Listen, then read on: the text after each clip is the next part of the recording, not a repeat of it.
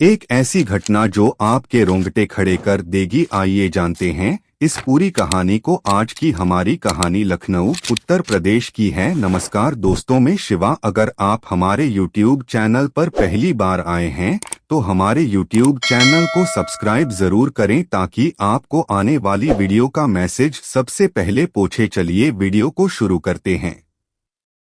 नाबालिग मोहब्बत का तीखा जहर। रोमिला अपनी बेटी सलोनी के साथ लखनऊ के इंदिरा नगर मोहल्ले में रहती थी। उसका 3 मंजिल का मकान था। पहली दोनों मंजिलों पर रहने के लिए कमरे थे और तीसरी मंजिल पर गोदाम बना था जहां कबाड़ और पुरानी चीजें रखी रहती थीं। ईसाई समुदाय की रोमिला मूलतः सुल्तानपुर जिले की रहने वाली थी। उसने जॉन स्विंग से प्रेम विवाह किया था। सलोनी के जन्म के बाद रोमिला और जॉन स्विंग के संबंध खराब हो गए। रोमिला ने घुट-घुट कर जीने के बजाय अपने पति जॉन स्विंग से तलाक ले लिया। इसी बीच रोमिला को लखनऊ के सरकारी अस्पताल में टेक्नीशियन की नौकरी मिल गई। वेतन ठीक ठाक था, इसलिए वह अपनी आगे की जिंदगी अपने खुद के बूते पर गुजारना चाहती थी। स्विंग से प्यार, शादी और फिर तलाक ने रोमिला की जिंदगी को बहुत बोझिल बना दिया था। कम उम्र की तलाकशुदा महिला का समाज में अकेले रहना सरल नहीं होता। इस बात को ध्यान में रखते हुए रोमिला ने अपने को धर्म कर्म की बंदिशों में उलझा लिया। समय गुजर रहा था, बेटी बड़ी हो रही थी। रोमिला अपनी बेटी को पढ़ा लिखा कर बड़ा बनाना चाहती थी क्योंकि अब उसका भविष्य वही थी। सलोनी कॉन्वेंट स्कूल में पढ़ती थी। पढ़ने में होशियार रोमिला ने लाड़ प्यार से उस की परवरिश लड़कों की तरह की थी। सलोनी भी खुद को लड़कों की तरह समझने लगी थी। वह जिद्दी स्वभाव की तो थी ही, गुस्सा भी खूब करती थी। जन्म के समय ही कुछ परेशानियों के कारण सलोनी के शरीर के दाएं हिस्से में पैरालिसिस का अटैक पड़ा था, लेकिन उम्र बढ़ने के साथ उसका असर करीब करीब खत्म हो गया था। सलोनी बॉबकट बाल रखती थी। उसकी उम्र हालांकि 15 साल थी, पर वह अपनी उम्र से बड़ी दिखाई देती थी। वह लड़कों की तरह टी शर्ट पैंट पहनती थी। सलोनी के साथ पढ़ने वाले लड़के लड़कियां स्मार्टफोन इस्तेमाल करते थे। सलोनी ने भी मां से जिद करके स्मार्टफोन खरीदवा लिया। रोमिला जानती थी कि आजकल के बच्चे मोबाइल पर इंटरनेट लगाकर फेसबुक और व्हाट्सएप जैसी साइटों का इस्तेमाल करते हैं, जो सलोनी जैसी कम उम्र लड़की के लिए ठीक नहीं है। लेकिन एकलौती बेटी की जिद के सामने उसे झुकना पड़ा। रोमिला सुबह 8 बजे अस्पताल जाती थी और शाम को 4 बजे लौटती थी। सलोनी भी सुबह 8 बजे स्कूल चली जाती थी और 2 बजे वापस आती थी। कठिन जीवन जीने के लिए रोमिला ने बेड की जगह घर में सीमेंट के चबूतरे बनवा रखे थे। मां बेटी बिस्तर डालकर इन्हीं चबूतरों पर सोती थीं। रोमिला को अस्पताल से 45,000 रुपये प्रतिमाह वेतन मिलता था। इसके बावजूद मां बेटी का खर्च बहुत कम था। रोमिला जो खाना बनाती थी वह कई दिन तक चलता था। मोबाइल फोन लेने के बाद सलोनी ने इंटरनेट के जरिए अपना फेसबुक पेज बना लिया था। वह अक्सर अपने दोस्तों से चैटिंग करती रहती थी। इसी के चलते उसके कई नए दोस्त बन गए थे। उसके इन्हीं दोस्तों में से एक था पश्चिम बंगाल के मालदा का रहने वाला सुदीप दास। 19 साल का सुदीप एक प्राइवेट फैक्ट्री में काम करता था। उसके घर की हालत ठीक नहीं थी। उसका पिता सुधीर दास मालदा में मिठाई की एक दुकान पर काम करता था, जबकि मां कावेरी घरेलू महिला थी। उसका छोटा भाई राजदीप कोई काम नहीं करता था। सुदीप और उसके पिता की कमाई से ही घर का खर्च चलता था। सुदीप और सलोनी के बीच चैटिंग के माध्यम से जो दोस्ती हुई धीरे धीरे प्यार तक जा पहुंची। नासमझी भरी कम उम्र का तकाजा था। चैटिंग करते करते सुदीप और सलोनी एक दूसरे के प्यार में पागल से हो गए। स्थिति यह आ गई कि सुदीप सलोनी से मिलने के लिए बेचैन रहने लगा। दोनों के पास एक दूसरे के मोबाइल नंबर थे, सो दोनों खूब बातें करते थे। मोबाइल पर ही दोनों की मिलने की बात तय हुई। सितंबर 2013 में सुदीप सलोनी से मिलने लखनऊ आ गया। सलोनी ने सुदीप को अपनी मां से मिलवाया। रोमिला बेटी को इतना प्यार करती थी कि उसकी हर बात मानने को तैयार रहती थी। 2 दिन लखनऊ में रोमिला के घर पर रहकर सुदीप वापस चला गया। अक्टूबर में सलोनी का बर्थडे था। उसके बर्थडे पर सुदीप फिर लखनऊ आया। अब तक सलोनी ने सुदीप से अपने प्यार की बात मां से छिपा कर रखी थी। लेकिन इस बार उसने अपने और सुदीप के प्यार की बात रोमिला को बता दी। सलोनी और सुदीप दोनों की ही उम्र ऐसी नहीं थी कि शादी जैसे फैसले कर सकें, इसलिए रोमिला ने दोनों को समझाने की कोशिश की, ऊंच नीच दुनियादारी के बारे में बताया, लेकिन सुदीप और सलोनी पर तो प्यार का भूत चढ़ा था। रोमिला को इनकार करते देख सुदीप बड़े आत्मविश्वास से बोला, आंटी आप चिंता न करें, मैं सलोनी का ख्याल रख सकता हूँ।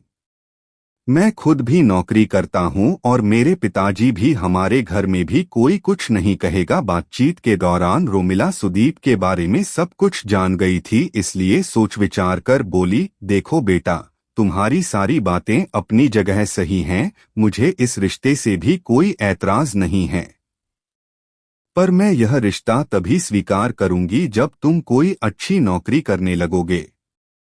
आजकल 10 से 5,000 की नौकरी में घर परिवार नहीं चलते। अभी तुम दोनों में बचपना है। ठीक है आंटी, मैं आपकी बात मान लेता हूँ, लेकिन आप वादा करिए कि आप उसे मुझसे दूर नहीं करेंगी। जब मैं कुछ बन जाऊंगा तो सलोनी को अपनी बनाने आऊंगा। सुदीप ने फिल्मी हीरो वाले अंदाज में रोमिला से अपनी बात कही। इस बार सुदीप सलोनी के घर पर 1 सप्ताह तक रहा। इसी बीच रोमिला ने सुदीप से स्टाम्प पेपर पर लिखवा लिया कि वह किसी लायक बन जाने के बाद ही सलोनी से शादी करेगा। इसके बाद सुदीप अपने घर मालदा चला गया, लेकिन लखनऊ से लौटने के बाद उसका मन नहीं लग रहा था। जवानी में, खासकर चढ़ती उम्र में, महबूबा से बड़ा दूसरा कोई दिखाई नहीं देता। काम धाम, भूख प्यास, घर परिवार सब बेकार लगने लगते हैं। सुदीप का भी कुछ ऐसा ही हाल था। उसकी आंखों के सामने सलोनी का गोल गोल सुंदर चेहरा और बोलती हुई आंखें घूमती रहती थीं। वह किसी भी सूरत में उसे खोने के लिए तैयार नहीं था। जब नहीं रहा गया तो 10 दिसंबर 2013 को सुदीप वापस लखनऊ आया और रोमिला को बहका फुसलाकर सलोनी को मालदा घुमाने के लिए साथ ले गया। हालांकि सलोनी की मां रोमिला इसके लिए कतई तैयार नहीं थी, लेकिन सलोनी ने उसे मजबूर कर दिया। दरअसल मां के प्यार ने उसे इतना जिद्दी बना दिया था कि वह कोई बात सुनने को तैयार नहीं होती थी। रोमिला के लिए बेटी ही जीने का सहारा थी। वह उसे किसी भी कीमत पर खोना नहीं चाहती थी, इसलिए वह सलोनी की जिद के आगे झुक गई। करीब 2.5 माह तक सलोनी सुदीप के साथ मालदा में रही। मार्च 2014 में सलोनी वापस आ गई। सुदीप भी उसके साथ आया था। बेटी का बदला हुआ स्वभाव देखकर रोमिला को झटका लगा। सलोनी उसकी कोई बात सुनने को तैयार नहीं थी। पति से अलग होने के बाद रोमिला ने सोचा था कि वह बेटी के सहारे अपना पूरा जीवन काट लेगी। अब वह बेटी के दूर जाने की कल्पना मात्र से बुरी तरह घबरा गई थी, लेकिन हकीकत वह नहीं थी जो रोमिला देख या समझ रही थी। सच यह था कि सलोनी का मन सुदीप से उचट गया था। उसका झुकाव यश नाम के एक अन्य लड़के की ओर होने लगा था, जबकि सुदीप हर हाल में सलोनी को पाना चाहता था। वह कई बार उसके साथ जबरदस्ती करने की कोशिश कर चुका था। यह बात मां बेटी दोनों को नागवार गुजरने लगी थी। रोमिला ने अस्पताल से 1 मार्च 2014 से 31 मार्च तक की छुट्टी ले रखी थी। उसने अस्पताल में छुट्टी लेने की वजह बेटी की परीक्षाएं बताई थीं। 7 अप्रैल 2014 की सुबह रोमिला के मकान के पड़ोस में रहने वाले रंजीत सिंह ने थाना गाजीपुर आकर सूचना दी कि बगल के मकान में बहुत तेज बदबू आ रही है। उन्होंने यह भी बताया कि मकान मालकिन रोमिला काफी दिनों से घर पर नहीं है। सूचना पाकर SO Ghazipur Novendra Singh Sirohi, senior inspector Ramraj Kushwaha और सिपाही अरुण कुमार सिंह रोमिला के मकान पर पहुंच गए। देखने पर पता चला कि मकान के ऊपर के हिस्से में बदबू आ रही थी। पुलिस ने फोन करके मकान मालकिन रोमिला को बुला लिया। वहां उसके सामने ही मकान खोल कर देखा गया तो पूरा मकान गंदा और रहस्यमय सा नजर आया। सिपाही अरुण कुमार और एसएसआई रामराज कुशवाहा तलाशी लेने ऊपर वाले कमरे में पहुंचे तो कबाड़ रखने वाले कमरे में एक युवक की सड़ी गई लाश मिली। पुलिस ने रोमिला से पूछताछ की तो उसने बताया कि वह लाश मालदा, पश्चिम बंगाल के रहने वाले सुदीप दास की है। वह उसकी बेटी सलोनी का प्रेमी था और उससे शादी करना चाहता था। जब सलोनी ने इनकार कर दिया तो सुदीप ने फांसी लगाकर आत्महत्या कर ली। रोमिला ने आगे बताया कि इस घटना से वह बुरी तरह डर गई थी। उसे लग रहा था कि हत्या के इल्जाम में फंस जाएगी, इसलिए वह घर को बंद करके फरार हो गई थी। पुलिस ने रोमिला से नंबर लेकर फोन से सुदीप के घर संपर्क किया और इस मामले की पूरी जानकारी उसके पिता को दे दी, लेकिन उसके घर वाले लखनऊ आकर मुकदमा कराने को तैयार नहीं थे। कारण यह कि वे लोग इतने गरीब थे कि उनके पास लखनऊ आने के लिए पैसा नहीं था। इस पर एसओ गाजीपुर ने अपनी ओर से मुकदमा दर्ज करके इस मामले की जांच शुरू कर दी। प्राथमिक कार्रवाई के बाद सुदीप की लाश को पोस्टमार्टम के लिए भेज दिया गया। 8 अप्रैल 2014 को सुदीप की लाश की पोस्टमार्टम रिपोर्ट आने के बाद जो सच सामने आया वह चौंका देने वाला था। इस बीच सलोनी भी आ गई थी। रोमिला और उसकी बेटी सलोनी ने अपने बयानों में कई बातें छिपाने की कोशिश की थी, लेकिन उनके अलग अलग बयानों ने उनकी पोल खोल दी। एसपी ट्रांस गोमती हबीबुल हसन और सीओ गाजीपुर विशाल पांडे पुलिस विवेचना पर नजर रख रहे थे, जिससे इस पूरे मामले का बहुत जल्दी पर्दाफाश हो गया।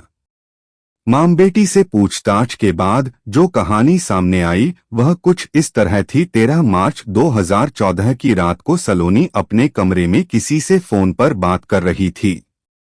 इसी बीच सुदीप उससे झगड़ने लगा। वह गुस्से में बोला, मैंने मां बेटी दोनों को कितनी बार समझाया है कि मुझे खीर में इलायची डालकर खाना पसंद नहीं है, लेकिन तुम लोगों पर मेरी बात का कोई असर नहीं होता। उसकी इस बात पर सलोनी को गुस्सा आ गया। उसने सुदीप को लताड़ा, तुम मां से झगड़ने के बहाने तलाश करते रहते हो, बेहतर होगा तुम यहां से चले जाओ। मैं तुमसे किसी तरह की दोस्ती नहीं रखना चाहती, ऐसे कैसे चला जाऊं? मैंने स्टाम्प पेपर पर लिख कर दिया है, तुम्हें मेरे साथ ही शादी करनी होगी। बस तुम 18 साल की हो जाओ, तब तक मैं कोई अच्छी नौकरी कर लूंगा और फिर तुमसे शादी करके तुम्हें साथ ले जाऊंगा। अब तुम्हारी मां चाहे भी तो तुम्हारी शादी किसी और से नहीं करा सकती। सुदीप ने भी गुस्से में जवाब दिया, मेरी ही मती मारी गई थी जो तुम्हें इतना मुंह लगा लिया। कहकर सलोनी ऊपर चली गई। वहां उसकी मां पहले से दोनों का लड़ाई झगड़ा देख रही थी। सुदीप, तुम मेरे घर से चले जाओ, रोमिला ने बेटी का पक्ष लेते हुए चेतावनी भरे शब्दों में कहा तो सुदीप उससे भी लड़ने झगड़ने लगा। यह देख मां बेटी को गुस्सा आ गया। सुदीप भी गुस्से में था। उसने मां बेटी के साथ मारपीट शुरू कर दी। जल्दी ही वह दोनों पर भरी पड़ने लगा। तभी रोमिला की निगाह वहां रखी हॉकी स्टिक पर पड़ी। रोमिला ने हॉकी उठाकर पूरी ताकत से सुदीप के सिर पर वार किया। एक दो नहीं, कई बार। एक साथ कई बार होने से सुदीप की वहीं गिरकर मौत हो गई। सुदीप की मृत्यु के बाद मां बेटी दोनों ने मिलकर उसकी लाश को बोरे में भरकर कबाड़ वाले कमरे में बंद कर दिया। इसके बाद अगली सुबह दोनों घर पर ताला लगाकर गायब हो गईं। पुलिस को उलझाने के लिए रोमिला ने बताया कि वह यह सोचकर डर गई थी कि सुदीप का भूत उसे परेशान कर सकता है, इसलिए वे दोनों हवन कराने के लिए हरिद्वार चली गई थीं। सलोनी ने भी 14 मार्च को अपनी डायरी में लिखा था, आत्माओं ने सुदीप को मार डाला।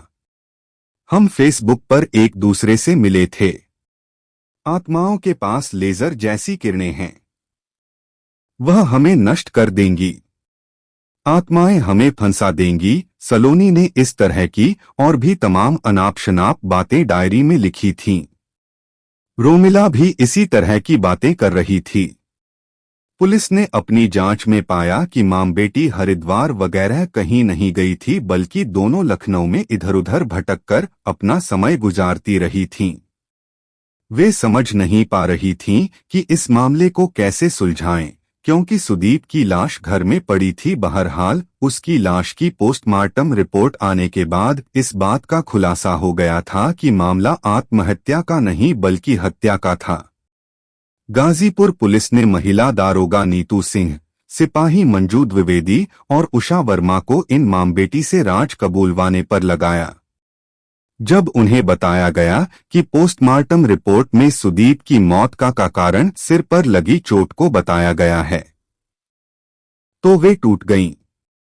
दोनों ने अपना गुनाह कबूल कर लिया। रोमिला की निशानदेही पर हॉकी स्टिक भी बरामद हो गई। 8 अप्रैल 2014 को पुलिस ने मां रोमिला को जेल और उसकी नाबालिग बेटी सलोनी को बाल सुधार गृह भेज दिया। जो भी जैसे भी हुआ हो, लेकिन सच यह है कि फेसबुक की दोस्ती की वजह से सुदीप का परिवार बेसहारा हो गया है। पुलिस उसके परिवार को बार बार फोन करके लखनऊ आकर बेटे का दाह संस्कार कराने के लिए कह रही थी, लेकिन वे लोग आने को तैयार नहीं थे।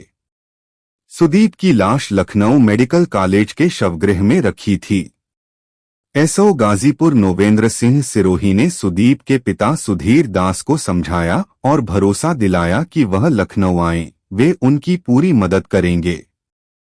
पुलिस का भरोसा पाकर सुदीप का पिता सुधीर दास लखनऊ आया। बेटे की असमय मौत ने उसका कलेजा चीर दिया था। सुधीर दास पूरे परिवार के साथ लखनऊ आना चाहता था, लेकिन उसके पास पैसा नहीं था, इसलिए परिवार का कोई सदस्य उसके साथ नहीं आ सका। वह खुद भी पैसा उधार लेकर आया था। सुधीर दास की हालत यह थी कि बेटे के दाह संस्कार के लिए भी उसके पास पैसा नहीं था। जवान बेटे की मौत से टूट चुका सुधीर दास पूरी तरह से बेबस और लाचार नजर आ रहा था। उनकी हालत देखकर गाजीपुर पुलिस ने अपने स्तर पर पैसों का इंतजाम किया और सुदीप का क्रियाकर्म भैंसाकुंड के इलेक्ट्रिक शवदाह गृह पर किया। सुदीप की अभागी मां कावेरी और भाई राजदीप तो उसे अंतिम बार देख भी नहीं सके। क्रियाकर्म के बाद पुलिस ने ही सुधीर के वापस मालदा जाने का इंतजाम कराया। गरीबी से लाचार यह पिता बेटे की हत्या करने वाली मामबेटी को सजा दिलाने के लिए मुकदमा भी नहीं लड़ना चाहता। अनजान से मोहब्बत और उससे शादी की जिद ने सुदीप की जान ले ली। सुदीप अपने परिवार का इकलौता कमाऊ बेटा था। उसके जाने से पूरा परिवार पूरी तरह से टूट गया है। सलोनी और सुदीप की एक गलती ने 2 परिवारों को तबाह कर दिया है। कथा पुलिस सूत्रों पर आधारित है।